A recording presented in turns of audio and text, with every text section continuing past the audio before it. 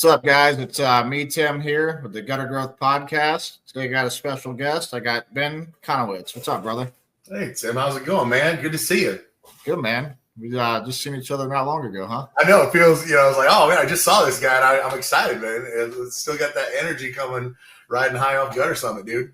Good deal, man. Yeah, that was a lot of fun. Yeah. About you, but I had a blast. Me too. 100%. Yeah. For those who don't know you, can you tell us a little bit about yourself, a little bit about your background and your company? And yeah, absolutely. I blur my background, but you can see clearly. Hopefully, you can see I've got a couple of pinball machines in the back there. That's what I. Oh yeah. That is cool. This is the old style pinballs. Oh yeah, stuff from the '90s, man. That's what it's about. LaPorte Seamless Gutter is my company. We recently rebranded to LP Seamless Gutter, and that was mainly because the towns around us. We've been in business for 43 years, and even my dad would say he'd get calls from 2 towns over saying, "Do you come this far?" Because when you name a company after your city and your city's small, it can be kind of tough. So let that be maybe the first lesson. If you're about to start your company and you're wondering what to name it, if you live in a small town, people will question, do you go 20 miles away sometimes? So we rebranded as LP Seamless, but it's been the family business since 1982, and I took over in 2025. That's when I first started doing all the operational stuff, and we were doing about 900,000 at that point. And then by 2017, I had grown it to about 2 million, and we had just basically gone with the same. I didn't have any crews, I didn't have any infrastructure. We just kind of reorganized things and made things a little bit more automated. And so that was the true growth that we had was from that. You grew that much without adding a bunch of crews? Yes, yeah. So just the efficiencies that we were losing by just kind of not routing our guys properly. Up until I was at GutterCon a few years back, the first one that we ever did, and the people were raising their hands because the guy was asking, how many of you are doing, $500,000 without a CRM? And my hand goes up and everybody's hands goes up. And how many are you doing $1 million? How many are you doing 1.5? How many are you doing 2? And mine was the only hand in the air out of 200 people that were there that I'm doing 2 million with no CRM. And it was just an absolute ridiculous thing to think about. Why don't we have a CRM? And it was still because we're using an Excel spreadsheet to do everything. Yeah. So, every morning my office manager would come in and take the jobs off that we did yesterday, put the ones on that we were doing today. And it just was a live sheet, and it was our baby. But that's not a way to run a $2 million business. So now we're about 2.5 million is where we're at right now. And going from 2017 to today, and I look at it and say only going another 500,000, but the thing that I've been really focusing on is growing without me as the owner being necessarily in charge. Yeah. So I think the feather in my cap, so to speak, would be that I'm only in the office a couple hours a day. I don't answer my phones. Obviously, I don't do sales calls. I don't run my crews out. I'm quote unquote just the owner. Now, obviously, I am very vested in my company. I love my people, but I've got our operational structure now is a production manager named Dan. He's been with the company for 17 years. And so he was one of the legacy of employees that I took over, and my dad had hired him previously, but I promoted him to production manager.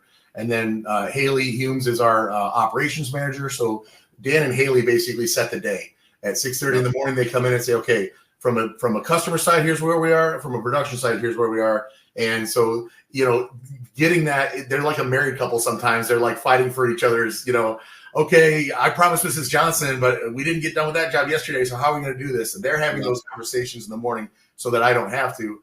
And then I've got an office manager in Caitlin. And then I've got 2 sales guys, Life and Alex. And Life, LYPH, best name in the game, man. Everybody, what was that? And it's very memorable, right?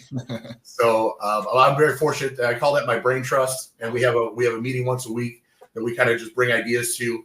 I try to run sales meetings in the morning when I can. And of course, love to get with the guys that are the installers in the morning and just say hi and just kind of pump them up for the day, because we all know that if you don't have a good person answering your phone, and you don't have a good person installing the work, and you don't have, it's all about the people. And that's what it really is. And about building the right kind of people. I'm a big fan of saying you can overpay the wrong people, but you can't overpay the right people. Yeah. No, there's a lot of truth to that. Yeah. Huh. That's pretty cool, man. So you.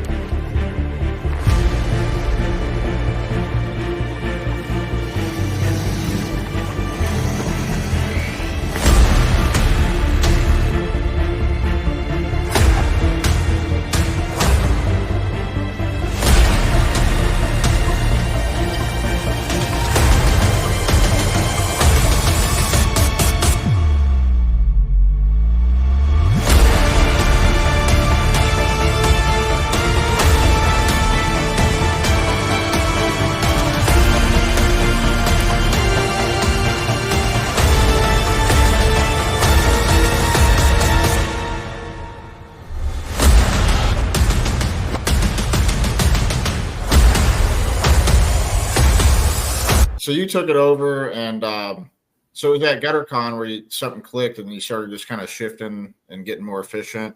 What was like the first step to take? Like, was it just getting on a CRM? So back in 2015, when I took over from my parents, they were ridiculously analog. So my dad, if I had let him, he retired fully in 2019. He was completely out of the game. Okay. But from like 2015 to 2017, that was the contentious, like, hey, come on, let's not have you as the owner, as a 60-year-old man, unloading the trucks. You don't need to unload from our vendor, but he's still, well, if I don't do it, it's not going to be right. And I'm going, what's going to be, if something's missing from the truck, are you going to magically make it appear as the owner? I mean, that's one of the first things that we realized, that we were micromanaging in that way. So I tried to make it, hey, what if the employees did that on Tuesday mornings, before they went out, right? And so you're having more people spread the work out and having people wear more hats, and it's about the right people, of course. But one of the main things is, I mean, if you guys are using, like, we were using a pen and paper as a phone log, up until from like 1982 up until 2015, we were just writing in a college rule notebook, and you can't search that. So I introduced them to Google Docs, and it was a freaking game changer, just something as simple as a free, and we still use it. Actually, we still use Google Docs to this day for our phone log because it's easy.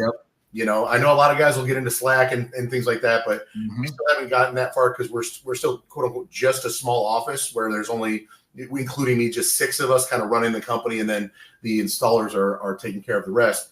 But that was, I think, the biggest change was going from more of the analog things to tracking things. And once we realized what we could track, then we realized what we could measure.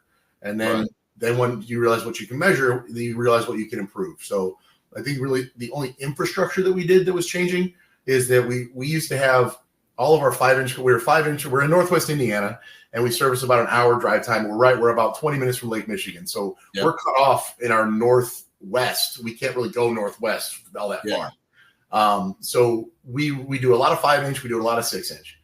We were doing all of our 5-inch stuff was coils on the ground that we're rolling over, and we're using a hoist, to jack them up and load the trucks. My dad had fabricated a longer steel extension for our hoist, so we could reach that third cradle, obviously. So that being said, once we realized, our 6-inch stuff is on a rack that's tall, and we have to go figure out how to get a 200-pound coil or a 300-pound coil off of the rack, how much time is that taking you? So we just reorganized the warehouse to make sure that everything was probably wasting 30 minutes every morning. Yeah, dude. The waste of time, you have to remember that if you're listening right now and you're wondering how much time you're wasting by only wasting 5 minutes, it's never 5 minutes. Every time you got to compound that by every single person in the company. So if you got 3 employees, you're wasting 15 minutes, not 5. So every half an hour is an hour and a half. Holy crap, does that cost? Yeah, because it's multiplied. Absolutely. And honestly, it not only multiplies, but I think it's exponential. I think that the more people you have, the more time you're wasting, it's because you're talking, then you start to get into opportunity cost. Okay, these 15 minutes were wasted, so it's actually 45 minutes for 3 people, but what could have they been doing in that 45 as well? They could have been actually producing income. Making money. Exactly. And we forget about that because it's just like, this is how we've always done it. Yeah, it's so true. Everyone gets stuck in the same old. Yeah. Like I always tell a story about my grandparents. I had my grandmother on my dad's side and my grandfather on my mom's side. And, they were getting older. They both passed already, but they were getting in their 80s at the time. And my grandfather embraced technology. So he's actually like having conversations with my kids, like text messaging them every day, and had a relationship because of it. But then, my grandmother on the other side, she didn't want to adapt, didn't want to learn the phones. She still had a push phone. She didn't have a smartphone, and she just refused to do it. But then she's getting older, and someone always couldn't be there to take her somewhere. So she would get a taxi, and now she's paying 4 times the amount when she could just be getting an Uber. And it's you end up suffering because you don't change and kind of adapt to things. And just because you've been doing it one way forever, obviously, as business owners, we're always stuck between, if it ain't broke, don't fix it. Don't reinvent the wheel. Everybody's telling you these things. Okay, well, what if your specific wheel is kind of shitty? So then we should kind of reinvent that wheel, right? We should really work on that. No doubt. So that's just, it's a fun thing to think about when you're out there and you actually, nobody listening right now has downtime. They're listening to this on the way to their next job, or they're watching this from their phone on their 2 minutes. They get to shove a sandwich in. Like, I get it, guys. Like I don't want to say that this has always been my life. In 2017, we were very fortunate because our gutter business has been around for so long. The leads are very good. Like, we're very happy to have. My father was smart enough to have a website in 2003, I believe. Oh, good. And it wasn't branded lpseamless.com since then. So the SEO in our area is ridiculous, right? That's whatever. Good for him. But because of that, in 2017, we had a hailstorm come through, and I was running 25 to 30 leads a day myself. And a day. Yeah, and that was back before we even decided that we were going to do Google Maps to even try to get ahead of it, right? Where you can just kind of measure from satellite or Eagle views. So I was grouping them by region, right? And I would get up at 4, and I would just start my day from 4 until 9, and I would do 5 hours straight of estimates. And all that was, by the way, is meeting with no one, right? I'm taking the measurements, and I'm saying, and if I ran into somebody, I'm like, hey, don't worry, you don't need to even be a part of this. And I was like, go back inside. I can't have the time. So then I go back in, and I would just throw numbers at a freaking, instead of QuickBooks, we used the other one, which is Peachtree, now known as Sage. Package. And so we would just build our quotes in Sage and send them out. And they were all just being emailed out. So I didn't do any follow-ups. I didn't do anything. And even back then, I was still closing 50% because we were still getting out every day, and I was still sending the quotes every day. Yeah. So that let me know originally, okay, what's the most important thing? Perfection is the enemy of done. I'm not going to sit there and do a layout and do a mock-up and this and that, and then wait 3 or 4 days while some other gutter company comes in and swoops in and takes my money. Right. Like, just getting it done. Just get it to the client. That being said, I wasn't getting all of them, right? I wasn't getting I was treating $30,000 jobs like I was treating $1,000 jobs. It just, it all has to get out, Yeah. So I was busting my butt, working honest to goodness. I would go to bed about 11 at night. I'd wake up at 4, and I was averaging about 5 hours of sleep for about 2 months of my life. And that was just I was drinking too much when I was off and stuff. It was just a nightmare, but it allowed me to start realizing what was breaking and what I needed to start doing. So if you're at a point in your business where you feel like, holy shit, I can't do this anymore, don't worry. That means that you're just right about to make a big decision that'll probably change your life. Because if you keep going down that road, obviously either A, you're out of business, or B, you're going to have a heart attack, or C, your friends and family just don't love being around you anymore. And that's probably the worst of all three, honestly. Yeah. Yeah, no doubt. And I was just talking to someone actually right before I was doing a coach call, and that guy was still on paper, and I was trying to explain to him like how getting off of that and getting organized, how you could track everything and how you could grow. But if you don't know what the problems are, it's really hard to fix them. And so I think that the main thing is just, what is that pressure point? And that's probably, if you analyze that, that's where the problem is. And there's something that can be shifted that'll change everything. You're exactly right. It's sometimes the hard time is identifying that you don't know what you don't know, right? So having other people in your life to tell you in this business, hey, this is what we're doing. Are you doing it that way? Whoa. When I changed that really was a game changer for us. I never would have thought in a million years I needed to do yard signs. And I think that yard signs are one of the most important things you can do as a return on investment. If you're not scheduling, if you're not learning how to schedule your Facebook posts, even yourself, just a couple of posts on Meta Business Suite a week. I'm an idiot when it comes to the computer, and I figured that out in about an hour. So if you're not taking that time, and you're like, oh, I don't have the time. Well, somebody else is making the time, right? They're growing their business in your area, I promise you.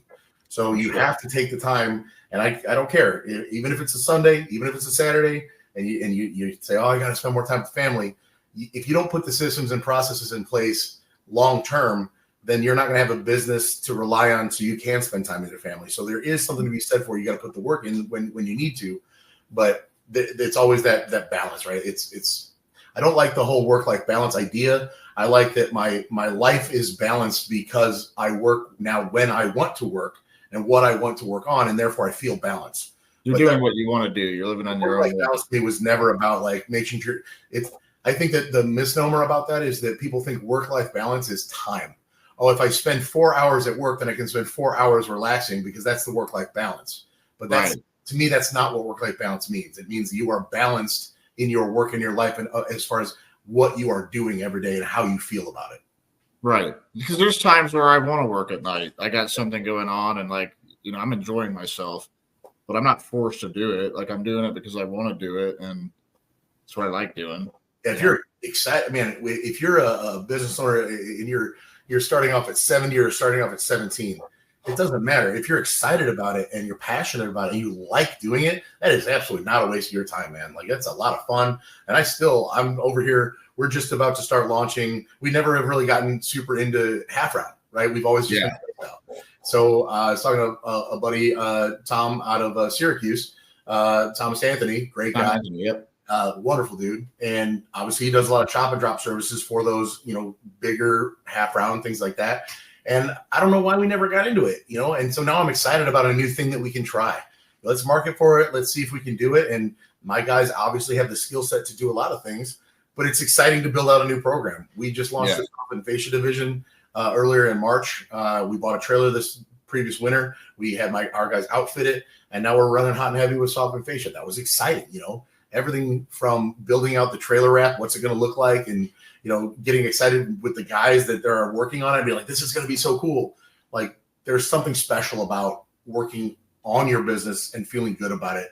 And I don't want people to feel like they have to like separate that and be like, well, now it's completely time to go off the rails and I'm going to be with my family for the whole weekend and I'm going to avoid work because that's the best thing. It's really not. No. Normally, if you're avoiding something, there's a problem. Yeah. Yeah, you're right. No, you're gonna really like that you're getting into that half round. That's something I did the last few years before I sold that one company that I had, and I started getting like $100,000 copper jobs and jobs that I never dreamed about getting. Yeah, but it was because I got those machines and I started building my reputation for doing those type of things. I had separate pages on my website for half round. And, started getting building all that out and getting into it and figuring out how to market it and whatever. And at the very least, of course, right now I'm like, well, I haven't, my media company hasn't yet built the website because I just told them about it the other day. So what I'm going to do in the meantime, we got our first social media post going live later today, just to say, hey, we're doing this. And let me ask your question. Let me ask your opinion on this. If I'm getting into half round now, and let's say that we've literally done it before, but we've just never marketed for it. So do I say, right, LaPorte Seamless Gutter now offering, or do we say LaPorte Seamless Gutter, your half round leader in the industry? I would just assume yourself as the leader and just take that role. Yeah, position yourself as you're doing it because it's not technically new. It's not. You've done it before. It's not new. It's just you're going to do a hell of a lot more of it now. Right. The thing is with let's say copper or half round or a lot of these things, a lot of this stuff can be sold even though they're not calling for it. Like I had my ways of enticing calls. Like I had, web pages built out just for half round and I ran ads just for half round. So I tried to get as much exposure of people coming in that knew that they wanted it.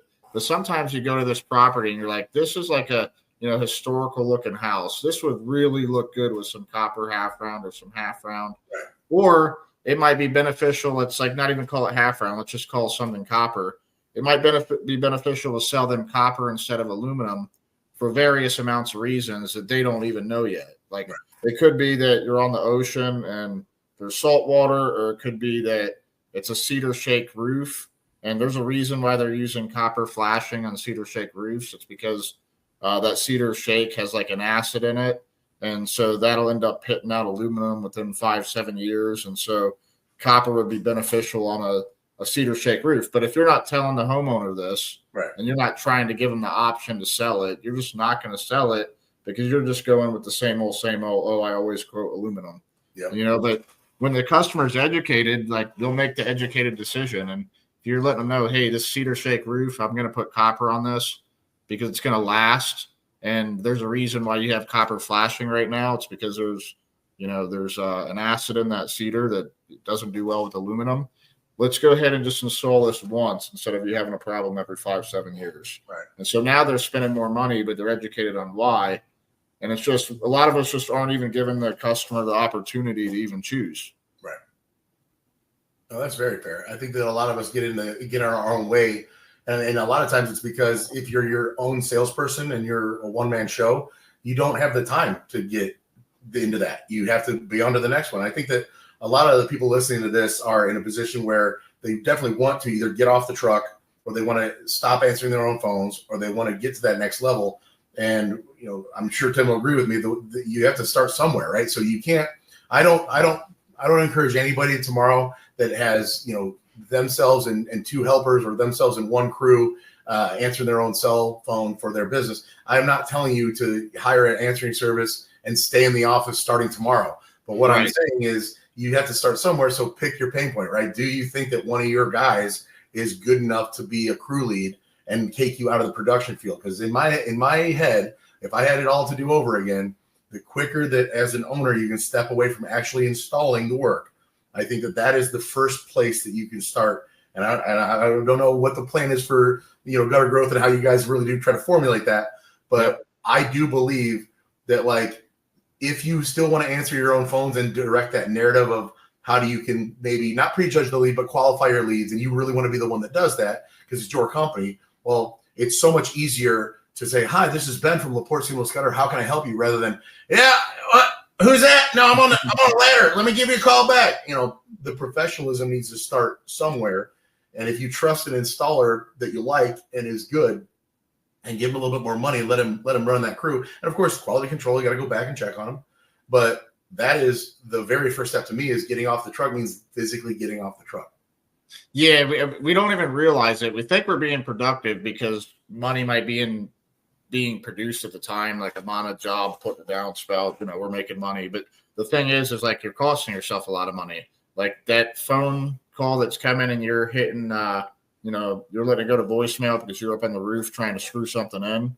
Like that's $2,500 probably that just got, you know, flushed down the toilet. Or, you know, maybe people will say, well, you know, I call everyone back and I still get the estimates. Well, maybe you did, but so did someone else, because when you didn't answer, they called someone else. So now I saved it, but I got a competitive bid that I'm probably wasting my time on. Exactly. No, I think that people would be surprised how many people only call one company. I think in the sales narrative of not only our industry, but if you go to any sales seminar, I've been to plenty and I've read plenty of books. Mm-hmm. The number of sales seminars and sales guys out there that claim to try to teach you sales, right?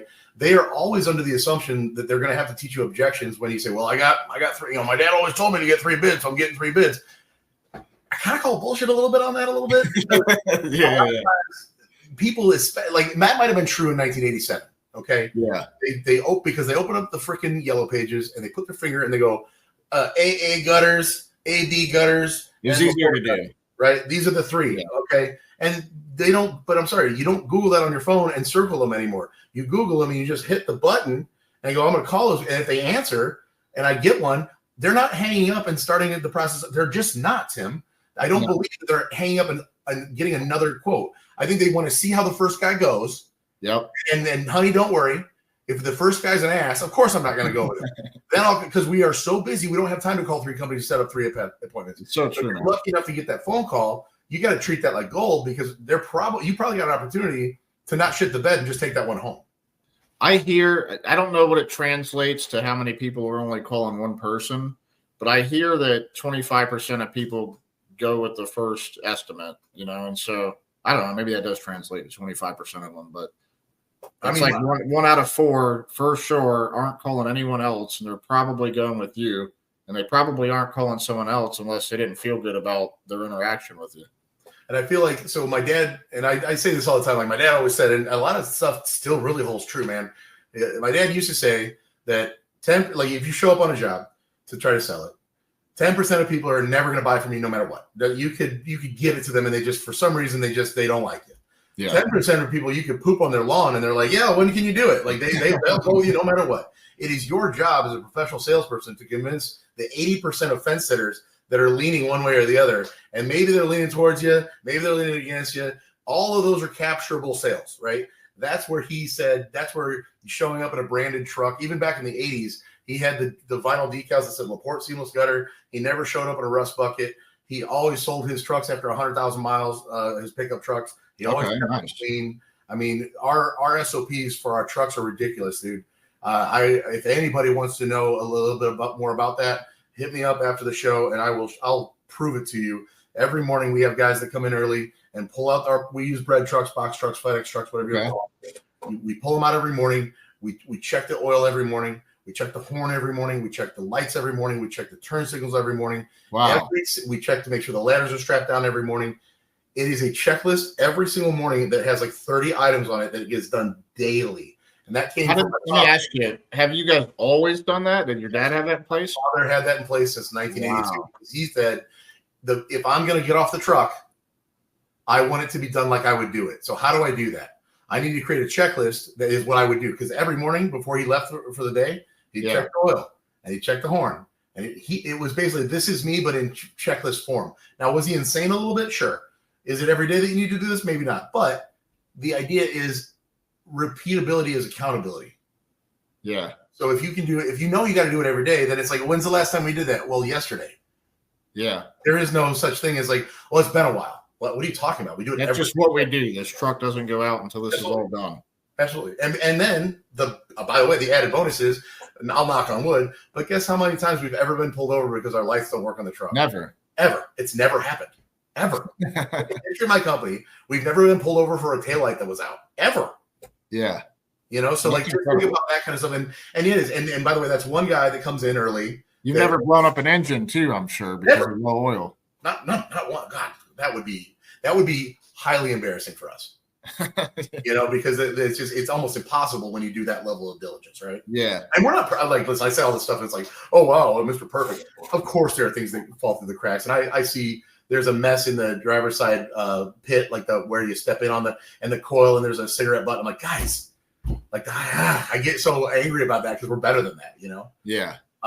One of the things I'll tell you is we just had I promise this will make sense. We had a compost fire in our town, right? So the compost heap caught on fire randomly because it's hot and whatever. And so the firefighters, they had to spend a week putting it out. It was 24 hours a day. It was brutal. They're dropping in lake water, and it was 7 to 10 million gallons of water to put this thing out, right? So I decided that I'm going to go buy the firefighters ribeye steaks and there's 42 of them. So I go to the local store and I buy mine, and my other buddy goes to the other store. We buy them out of steaks, and then we get caught wind, and one of our builders goes, hey, I want to buy the sides for them. So then we buy sides. So now we've got a full dinner for 42 firefighters. We drop them off. It was fantastic, right? I had a great time doing it. That being said, I get to the fire station and I realize something. This fire station is squeaky clean. There are 14 dudes here, and the bathroom's immaculate, and the baseboards are wiped down, and everything's old.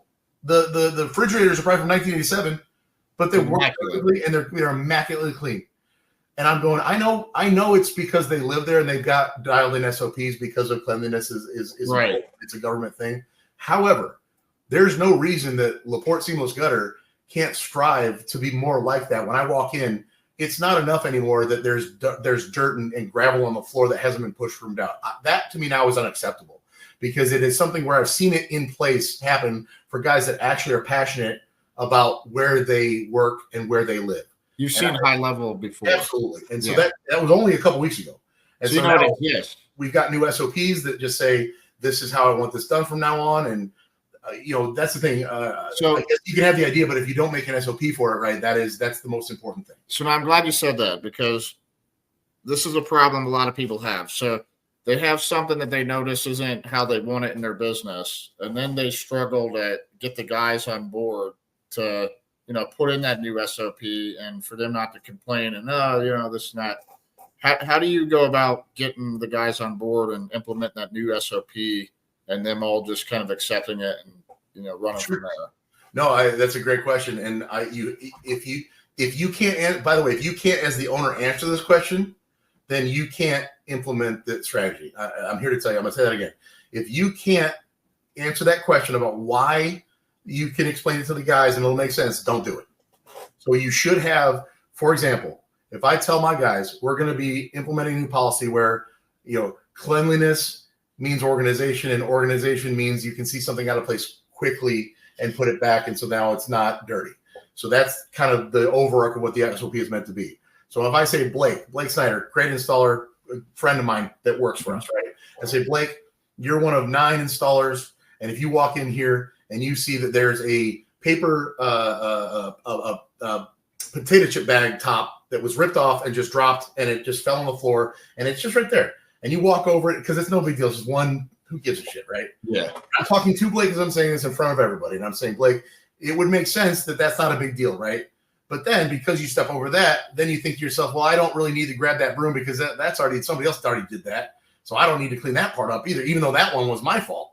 One was doing their job, right? So then what happens, Blake, is that on Friday, Ben gets mad and he goes, hey, we're going to take an hour and we're going to broom everything off and we're going to deep clean. And they're not being paid for that. We pay by the foot, you know, and you got to be very careful about how you do this stuff. But we have an incentive pay that it's not part of their actual salary, right? Yep. So it's not guaranteed money. It's a bonus, and bonuses you can take away, which obviously I don't like doing. I think I'm right. But I go, if we get to the point where you're not getting your bonus on Friday because of a potato chip bag top, does that make sense, Blake, that you should lose your bonus off of a potato chip bag top? And there's no poor person in the world who say, yeah, it makes sense. I should lose my money. So what I'm hearing, active listening, what I'm hearing is you don't want to lose your bonus off of a potato chip top, right?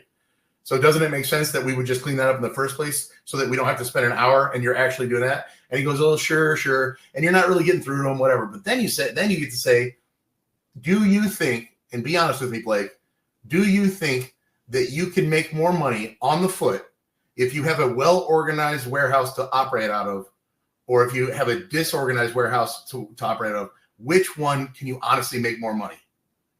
And again, what are they going to say? Right? I'm going to make more money off the clean one, boss. I get it. Yeah. Okay. So doesn't it make sense that as a group, keeping it cleaner makes you more money? Yes. Then why don't you want to make more money? Yeah. I want my guys to make as much money possible. And that's kind of the dirty secret is I'm not tricking anybody. It's true.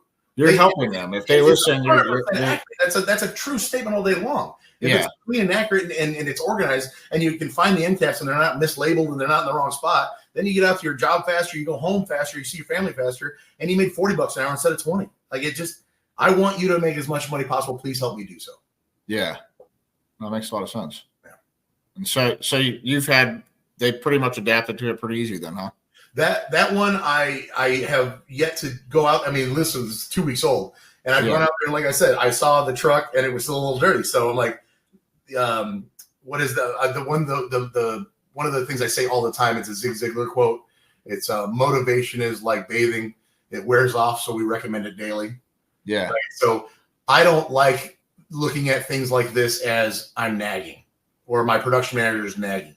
God damn it, guys, I can't believe that you're not doing your job. How hard's your job? It's more like, hey, man, we got to make sure we clean that up. Hey, make sure, great job cleaning that up, but that one over there is cleaned up. Let's just keep motivating. And if you get annoyed by it, like, listen, you're gonna, right? Swallow it. You're doing it now. Quit saying shit, right? Yeah, just get it done, right? You are literally able to motivate an employee just as easily as you can yell at them. So if you're constantly yelling no matter what, who do you think is going to, A, want to work for you, and B, want to listen to you? And C, I'm getting yelled at no matter what, so it doesn't really matter if I clean it or not. He's going to find something else to yell at me about. You're more of just reminding and reinforcing. Absolutely. And then, of course, you when the guy does something, anything that is legitimately like, oh, I see a guy pushing a broom where I didn't even ask him to, I will pull him aside and say, I can't tell you how much I appreciate that, and I'm being sincere about this. And I want using praise. Absolutely. When they're doing the right thing, you're praising them, and it makes people want to keep doing the right thing. And I want to take that a step further with my employees, and I want to say, hey, Ethan, come here. Thanks for brooming that off, man. I appreciate that. I want you also to know, Ethan, that when guys see you stepping up, do you think that they're going to want to step up? Well, I hope so. No, you're not. You hope so. We know that they're going to step up because you're doing things that are leadership quality. And just because you're one of our newer guys doesn't mean that you're not a leader here. Everybody can be a leader by just picking up a broom and starting the right way. So not only am I hopefully impacting Ethan, but also Ethan then thinks about that the next time he's not picking up a broom, but he sees somebody else doing it. And he goes, oh, yeah, I got it. So it's just kind of this whole rising tide raises all ships thing where, yes, I do want to praise the employee for doing something specific, but I want him to understand how much it means to me that other people see that as well and not just me. Right. And that's good leadership that you're recognizing them. And, you're creating other leaders, sir. That's these days when I come in and I see what my guys are doing every morning and what my office staff is doing every day. I do embarrass them a lot of times by saying this is just the best company on the earth. I can't believe how lucky I am. Yeah. But it's a two-way street, right? They have to feel very empowered to do the right thing. They have to feel like they're not going to get in trouble. And let's face facts, Tim. This is a blue-collar industry, and so a lot of these guys, come from not the best background sometimes, right? Yep. And if you didn't come from a background where you were loved, cared for, and supported, I personally like to feel like I'm doing that part of it. It's not a requirement as an owner. Don't fake that stuff, man. It's got to be real. But at that same time, if you're an owner and you can give a guy the grace, for example, my guy Jeff has been with me a long time. Like I'm talking about 6 years ago. He comes in with the truck and there's a scrape on the side of the truck. And I go, what happened? And he goes, oh man, I don't know. And I'm like, dude, we all know, like whatever. But I'm like, that for me. Because I go, Jeff, when's the last time I screamed at you or yelled at you about damaging something or losing a drill or breaking a hacksaw or forgetting a whatever? And he said, well, never. But I'm under the assumption that maybe Jeff has dealt with bosses in the past or teachers or whatever in the past that have really screamed at him for any little thing. So that is kind of ingrained knowledge. And who am I to talk to a 40-year-old man who has all of this, before he met me stuff and say like, I'm so mad that you thought I was going to get mad at you. To me, that's weird. Like, of course he's going to try to hide that. Like, that's human nature, man. So if you if you're trying to be a true alpha leader, right? These alpha male podcasts, whatever they're out there, they're like, I'll out till you get it, push through every wall, and you just bullshit excuses, nobody cares. Cool. But I am here to tell you that real growth with a real person is understanding where they came from and treating them with respect to try to get them to the next level. And if you can do that, you're providing for people. And providing for people is true alpha shit. Like provide. Yeah, that's what it's all about. Yeah. We affect a lot more people than we realize. People have families, they got kids, they got wives. Like it's more than just the employees you're supporting. Like you might be supporting like 5-6 times the amount of people you actually think. You are.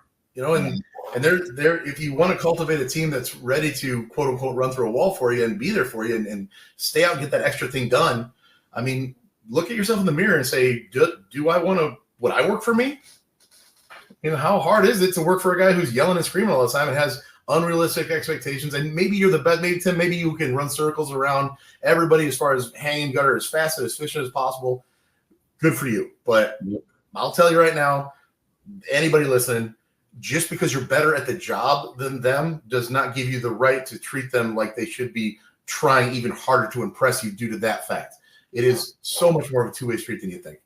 Like Grant always says, you're just putting screws in wood. Like you're good at putting screws in wood, but are you good at life? Right. Yeah, you want to be like, we want to hire. We have completely stopped hiring gutter guys. Have you? So you're just training everyone. What's that model look like?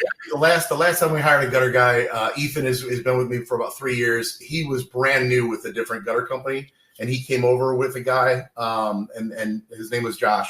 Josh came over from a different company who wasn't necessarily happy there, but again, this guy was like, I think when we hired Josh, he was like 19. So this isn't old prime age. He learned maybe some of the wrong ways, but you could Am I supposed to not be swearing on this podcast? No, I cuss all the time. Okay. So you need to unfuck his learning process. So he fucking does it the right way, right? So him getting unfucked at 19 was a lot easier than hiring a guy who's 45 who knows it all. I don't think I could ever hire one of those guys ever. And again, there's a place for him maybe somewhere, but the way we do things is so specific, and we train on specific SOPs that this is exactly how you start the job. This is how you hold the downspout when you're cutting it. Like, we don't really allow for too much variation because, yes, you might be faster right now, but you're never going to be faster than the team that's working together. It's just not possible.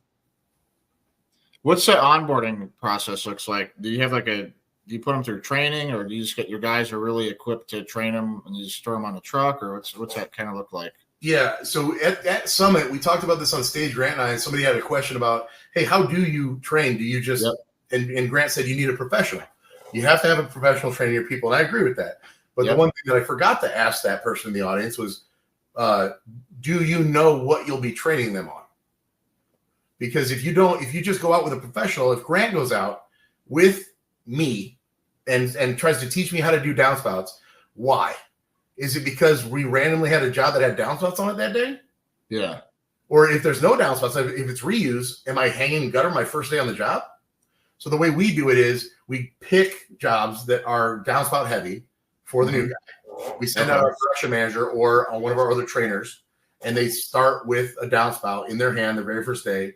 We don't do any sort of in-house, again, this is how we do it. And again, a guy like Corey J, I think he's building like a facility. Yeah, a training facility. Yeah, that's incredible. I'm excited about that. And I can't wait to see that. Yeah. But what we do is, hey, it's your first day. We run 3-man crews. I know that is also way different than a lot of people doing 2-man, 2-man, 2-man. We run 2-man all the time, but I ran 3-man too. Standard is 3-man. But then we add that fourth new guy, and that fourth new guy means he's either saddled up with the downspout guy that can train him on exactly how to do that, or we do 2-man plus my production manager, Dan, back into the field as the third guy.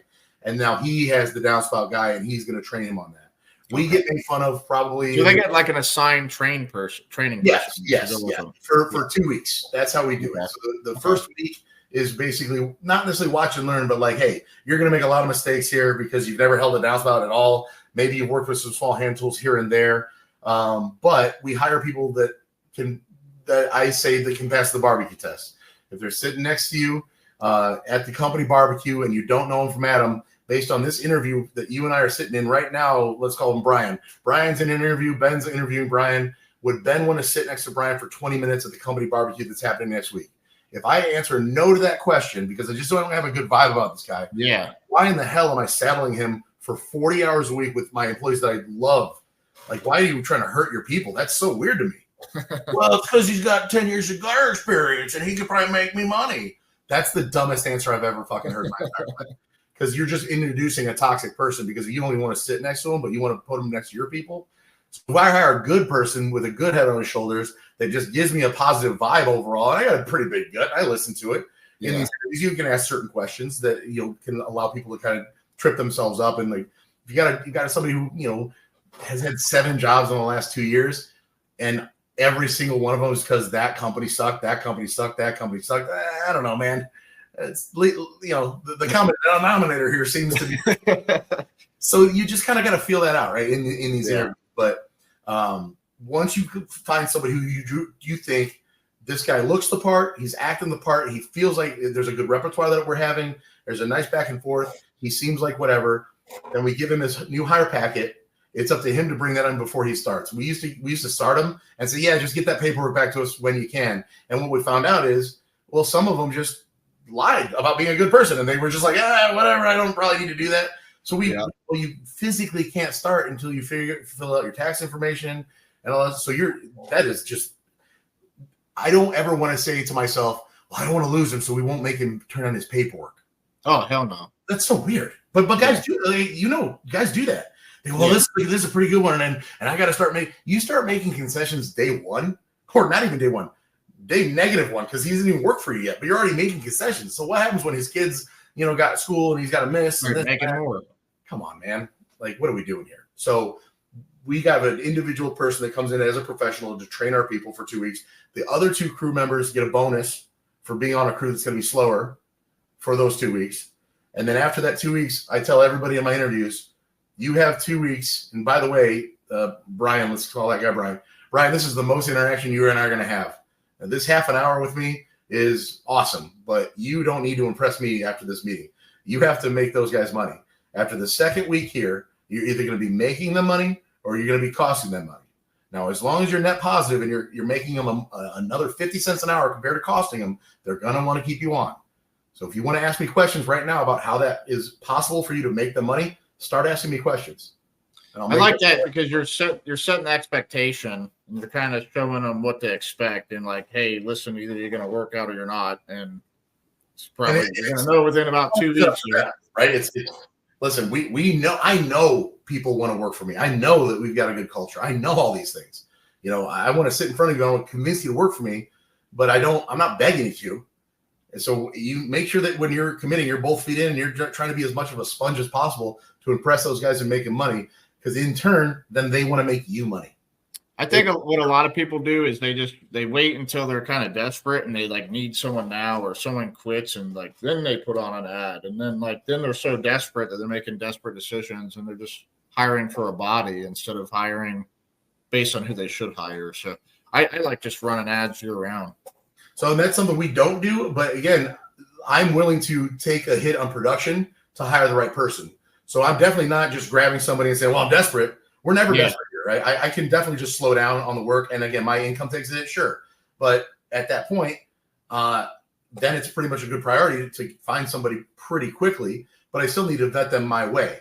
Now, it's always it's not easy. The best way to do it, though, because I'm definitely saying out loud, I'm willing to take less money to hire the guy that I need to hire when I should be doing what you do, which is that's my advice that I don't take myself, is I should be running an ad all year round and having people like, hey, I guess I just feel like I need to maybe talk with you or how your hiring process is with that. I don't want to, waste somebody's time when I'm really not hiring. And so I don't know how that works as far as, or maybe are you guys always constantly adding a person?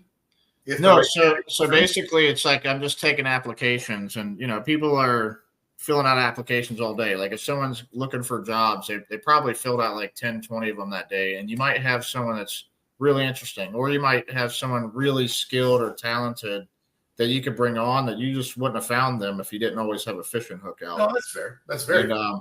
But I didn't necessarily have to do that all the time with my company. I did it most of the time, and I would bring in like 20 applicants a week or a month at least. And it just gave me a good pool of people to, mainly for helpers. It gave me a good way to hire helpers. Also, though, when you're running a larger size company, I tell people it's easier to run a bigger business than it is a smaller business, because a bigger business has all the systems in place. You got your people that are doing this and your people that are doing that, and they have the systems, and everything just runs smooth. Like it's tough when you're a one man in the truck and you're doing everything. Like you have to get it there, but once you get it there, like it gets easier. It really does if you have the systems.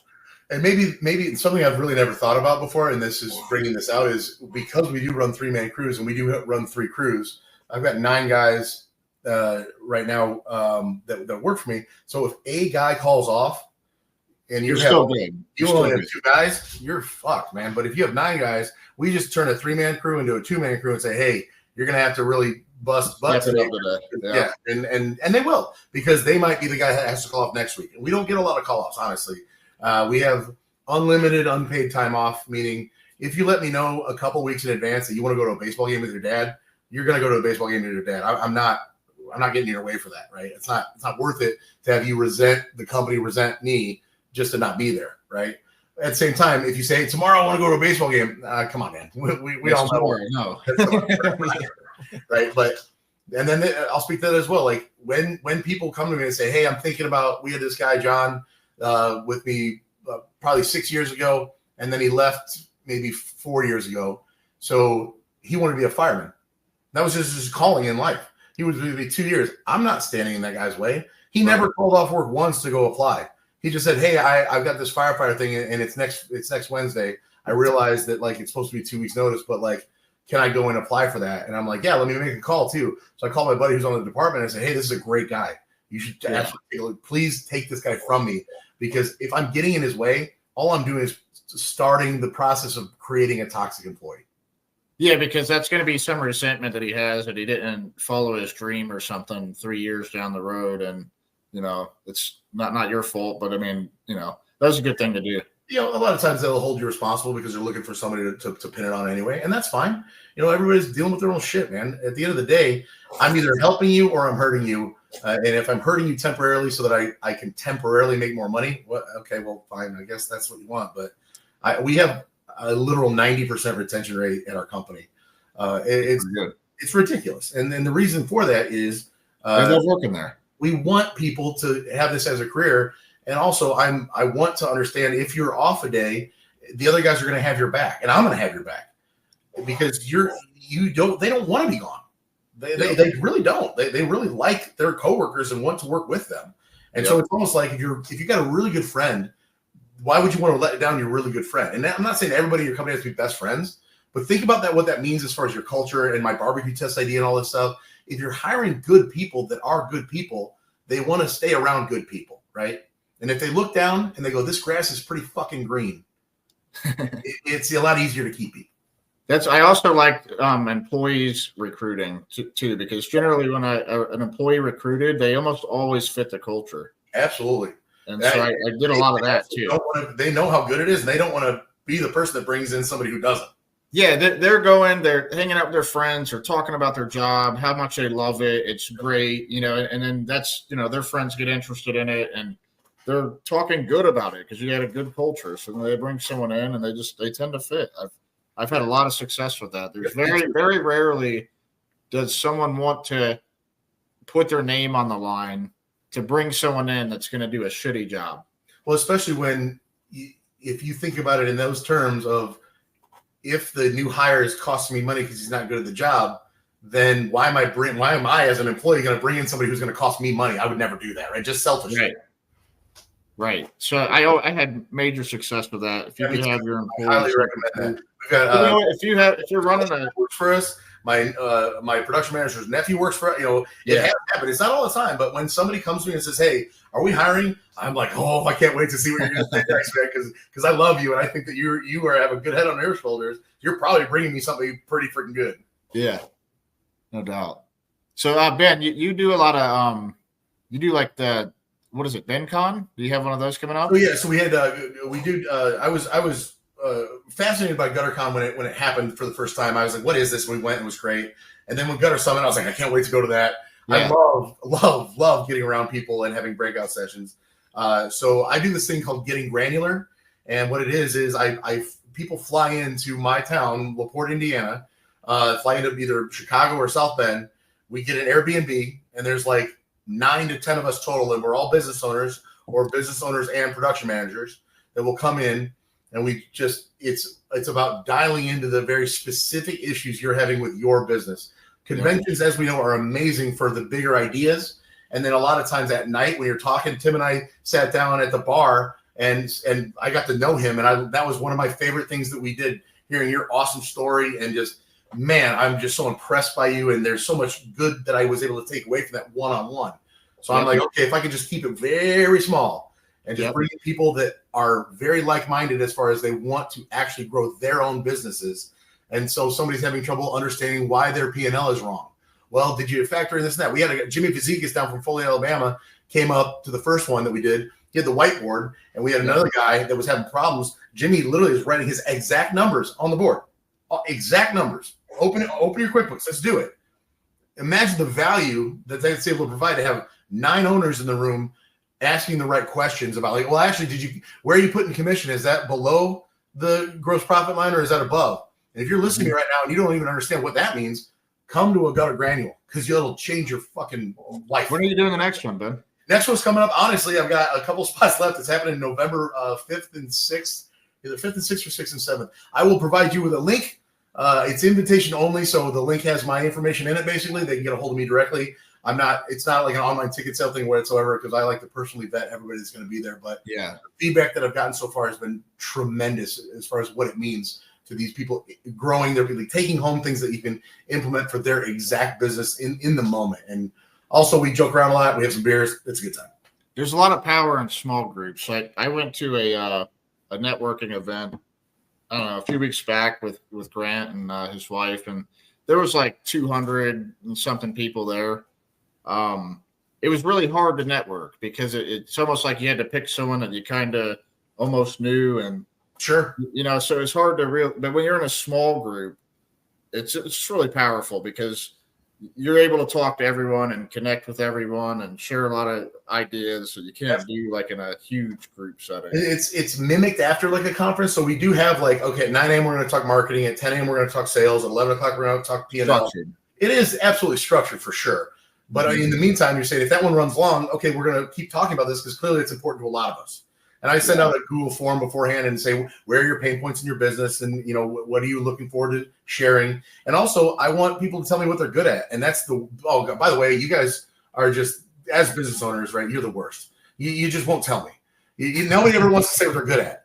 So I had to beg Corey J to tell me that he was good at sales on the form. He's like, well, I don't really like to talk about it. I'm like, okay, he's trying to be humble in the world.